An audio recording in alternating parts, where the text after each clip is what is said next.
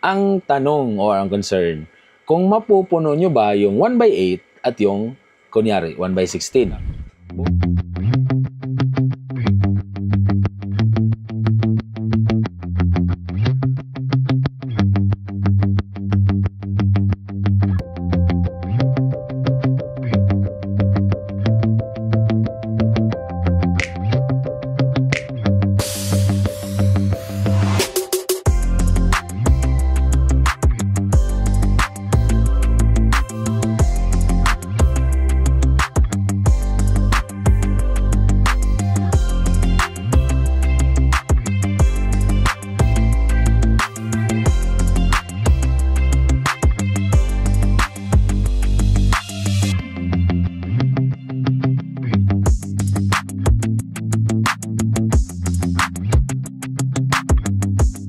Alright, good evening.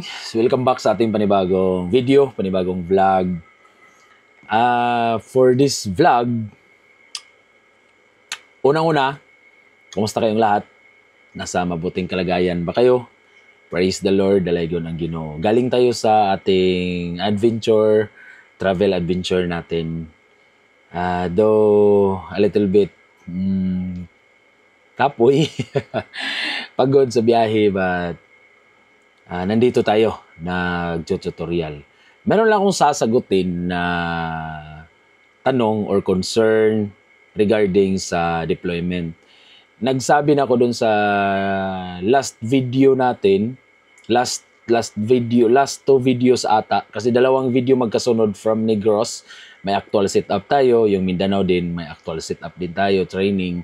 Pero, di ba nagsabi na ako sa inyo na hindi na ako mag-video tutorial kasi nga done enough na. Pero hindi pa rin talaga enough kasi may mga client tayong sinusuportahan. So praise the Lord, dalaygon ang Ginoo sa ating mga ginagawa talaga. So ngayon, sana suportahan nyo pa rin. Naghihingi pa rin ako ng suporta dun sa mga family travel adventures namin, family travel vlog. Hopefully, nandyan pa rin kayo, magsusuporta pa rin kayo. Pero based on analytics, sad to say, hindi talaga ako nakaka-gain ng support. Hindi naman din yun sabihin natin na makukuha. Dahil pag hindi nyo bit yung video o yung topic, hindi naman talaga kayo manonood. So, kumbaga, kung ano lang yung benefited, yun lang yung papanoorin ninyo. Alam ko yun. Alam namin yun. Pero patuloy pa rin kaming nag-i-encourage sa inyo. Pag relax lang kayo. Pero iba pa rin pag hindi talaga bit, hindi gusto yung video, hindi talaga manonood. Kasi may kita sa analytics naman yun sa sa YouTube natin. Hallelujah. Pero, bigyan natin ng chance yung nagtanong. Kasi sabi niya, Sir, pwede ba daw sa isang 1 pon, jipon na OLT, gagana ba ang 20 naps? Tinanong ko siya kung bakit 20 naps, sir? Kasi nagkausap na kami noon. Sana mapanood niya. Nagkausap na kami, tinanong ko, bakit 20 naps, sir? Kasi ang standard, each spoon is good for 8 naps. Kung branching naman kayo o hindi kayo cascading, yung tinatawag na fused by conical type deployment, di ba? So, ngayon, sabi niya, sir, budget meal lang, hindi talaga. Kumbaga, meron siyang 100 plus clients, pero budget meal pa rin siya sa OLT deployment. Hindi ko alam. I don't know kung saan niya ginagamit yung income niya, yung profit niya, kasi nasa 120 plus daw. So, fit daw dun sa 128 clients na 1 pon, J-pon. So, sinasagot ko lang naman yung tanong niya, yung concern niya. Hindi ko na-end yung bakit hindi ba kula, hindi ba sakto, tama lang ba? Kasi, pag sasabihin natin 120 clients, kung meron kang dalawang SME source nun na titig 500 Mbps, kahit yung buntot nun, hindi mo pa rin mauubos. So, tinitrace lang naman natin yung bakit ganun ang nangyari. So, siguro nagtitipid lang talaga siya, marami siyang pinaggagastusan, marami siyang pinagagamitan sa income niya. Hindi na natin end yun. Pero, bakit ko binanggit, bakit ko inisa-isa, tinitrace talaga. Yung parang nangingialam ba? Hindi naman. Tinitrace lang natin kung bakit. Kasi, as per ilang client, doon tayo magdi-design.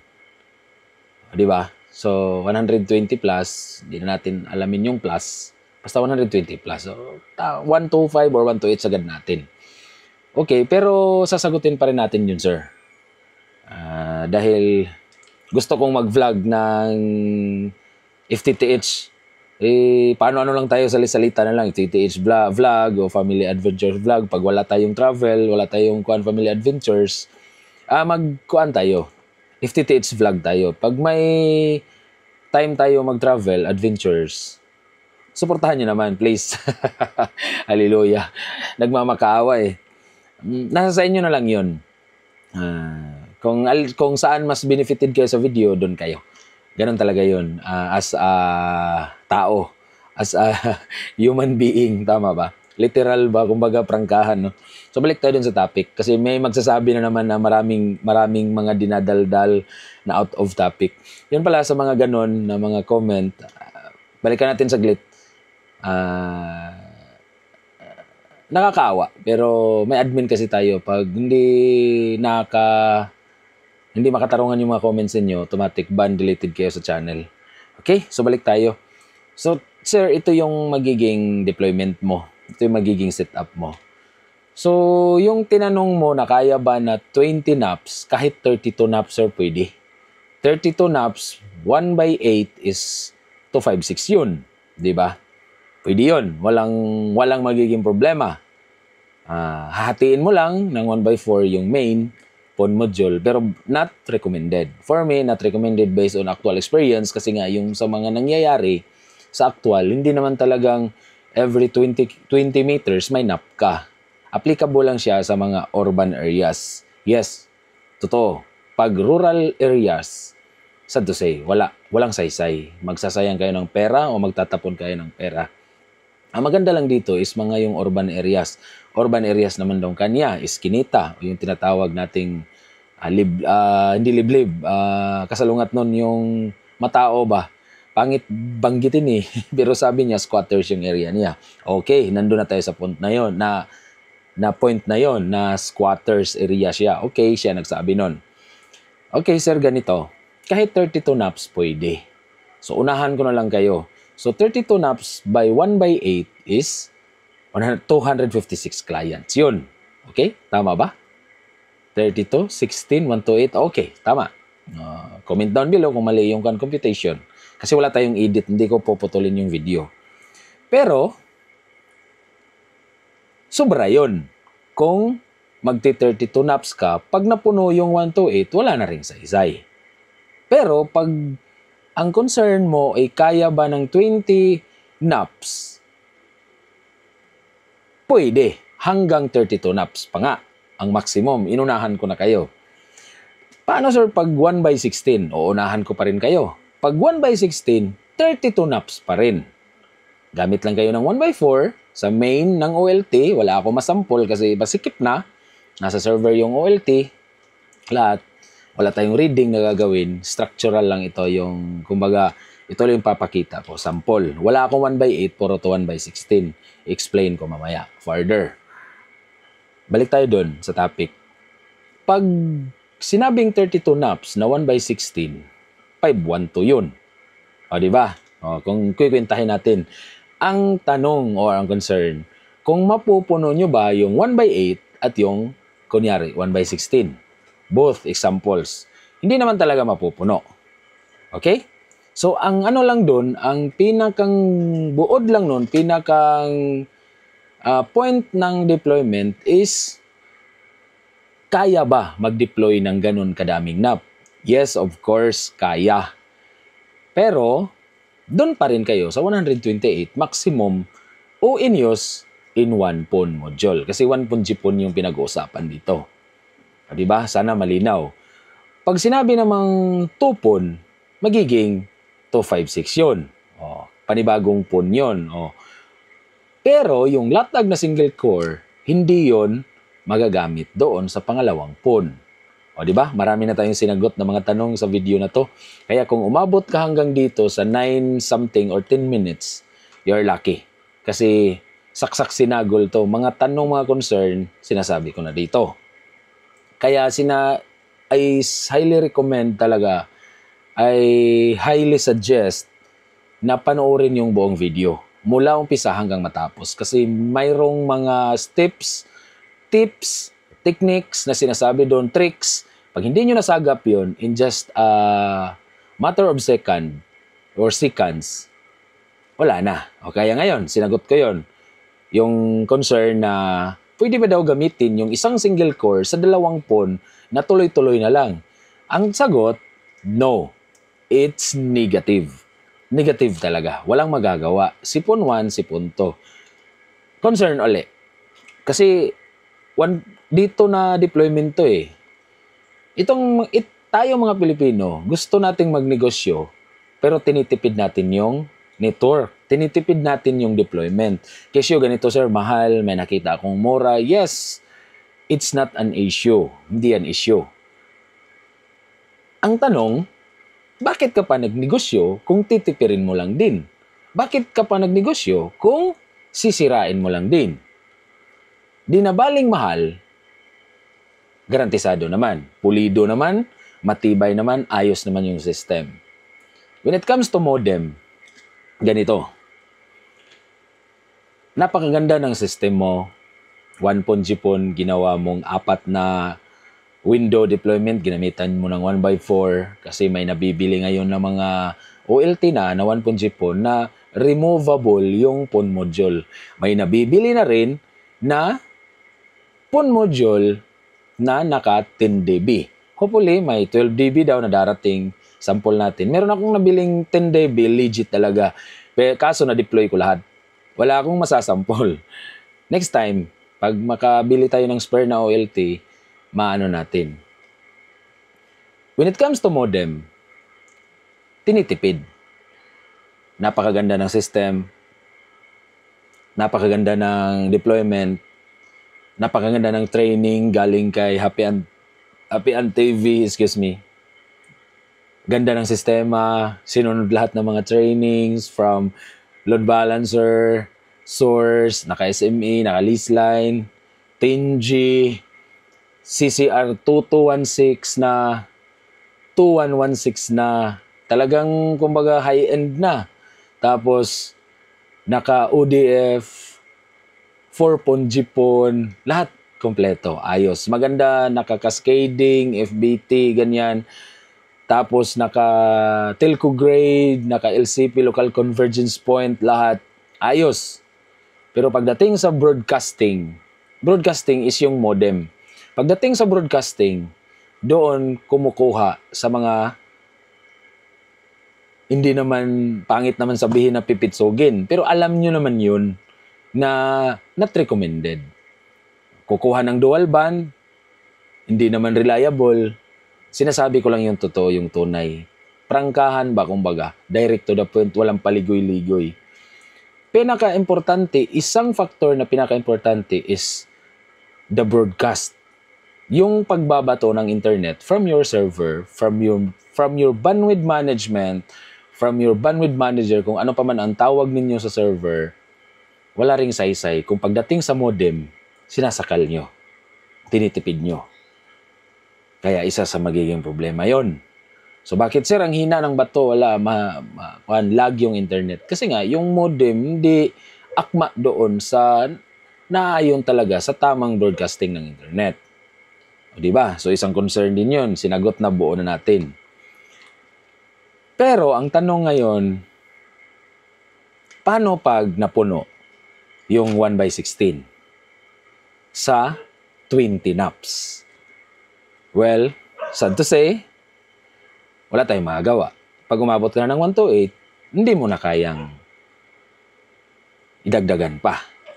Kasi ang 20 naps, kung mag 1/16 ka, 20 times 16, ilan yun?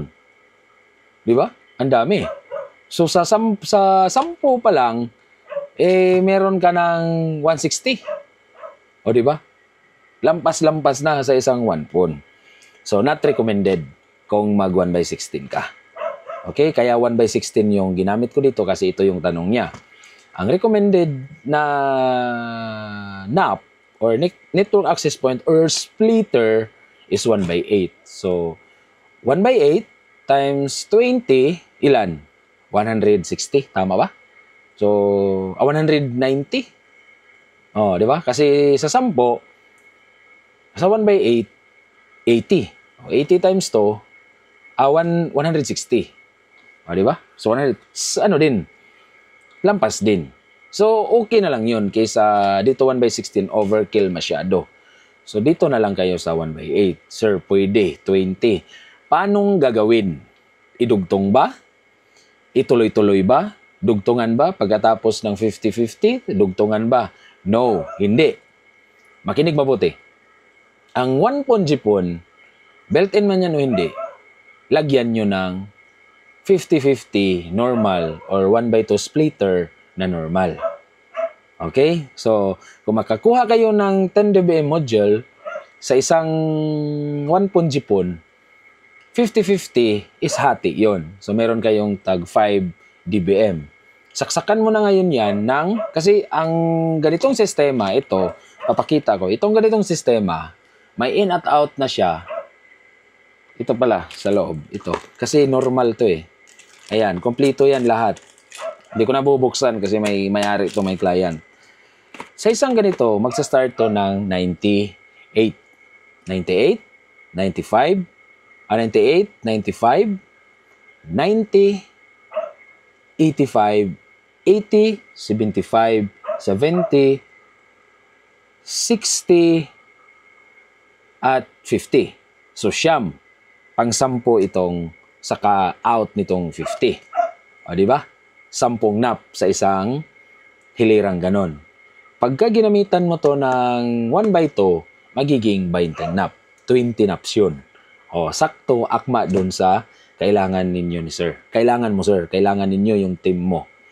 So, ang tanong, pwede ba? Yes, pwede.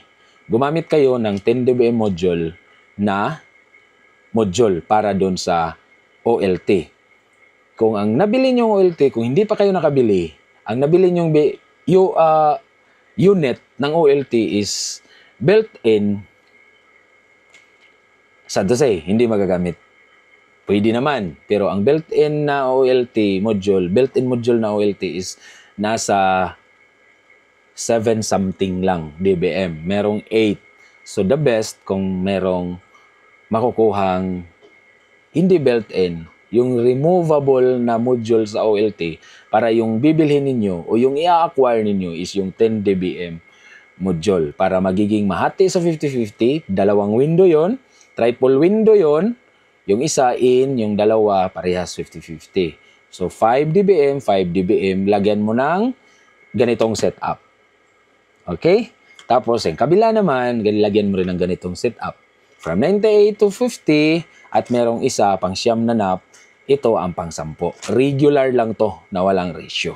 Kaya 10 nap in every window. Single core ang gagamitin. Okay? Praise the Lord, dalaygon ang Ginoo sa ating mga ginagawa. Sana nakuha nyo, sir. Single core ito, single core yung kabilang side sa dalawang window. Ang napakaganda nun, dalawang area. Itong area going north, itong area going south. Pag urban areas ka, gamitan mo ng 1/4 up to 5 naps. 20 naps pa rin. Up to 5 naps. North, south, west, tsaka east. O, di ba? So, ang OLT na sa gitna, lagyan mo ng 1/4. Urban areas eh.